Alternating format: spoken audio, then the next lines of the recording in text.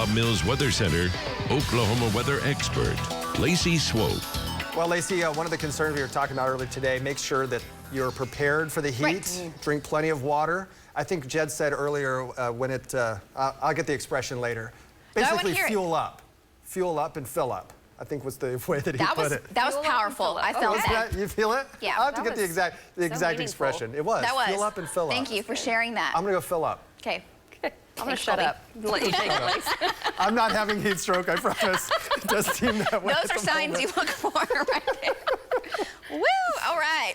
Okay, guys, one thing we are concerned about is that the overnight hours is this wind's really kicking up and also the chance for a heat burst. Have you heard that term before? If you remember back in 2020, it was the year of the heat burst. We had them almost weekly, several overnight occurrences. And what happens is thunderstorms, when they die, when you get this much heat and instability, that's a lot of rushing air from up above down below. And through compressional heating, temperatures can spike. And that can happen tonight. Now, you can't pinpoint exactly where this is going to happen, but it happens when storms collapse usually in June or July, but hey, our temps are there now, and it causes temperatures to go up even more. Sometimes in the overnight hours, our lows can warm quickly. So it'll go from, like, say, the 70s to the 80s and 90s, and when that happens, winds go crazy. Winds will sometimes gust over 70, sometimes close to 80 miles per hour, and that's a concern after storms tonight completely die. So more on that coming up, as if it's not hot enough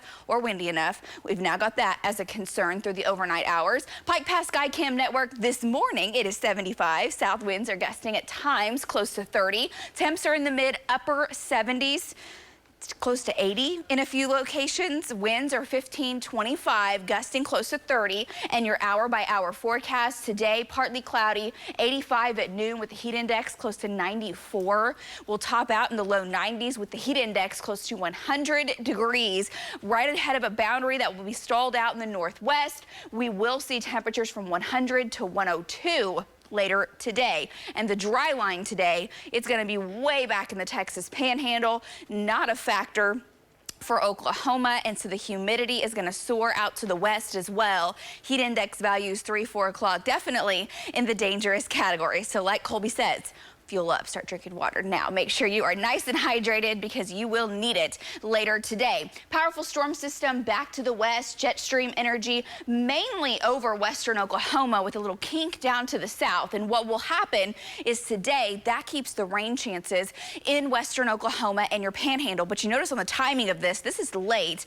The chances for storms in western Oklahoma goes up after 8 p.m. We're dry in Oklahoma City all day today. Here's midnight, rain and storms making their way into our western counties. These could produce some wind and hail, and in the southwest, scattered showers and storms continue to 3 o'clock. Then those storms start to shrivel up and completely fizzle out, and that's when the heat burst or even a wake low comes into play, and we may have some additional winds even though you won't have precip or storms around.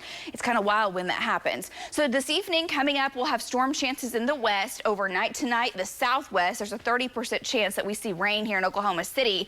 Storm chances, the severe threat, it's low, but we could have some large hail, especially in far western Oklahoma, and it's May, so we got to talk about the tornado potential. What is it? Where is it? It is very low, and it is in our far western counties coming up for just a while this evening. This evening, it's, again, not zero, but it's close to it as far as the tornado threat. Could still have some hail out of these storms, quarter, maybe up to golf ball size, and winds until about 2 o'clock within the actual storms could be 65 to 70 miles per hour. Good thing is some nice rains for folks in the west and southwest. Some areas 1/4 of an inch, and a few lucky folks will have about 1 inch of rain. Overnight tonight, temperatures in the 60s.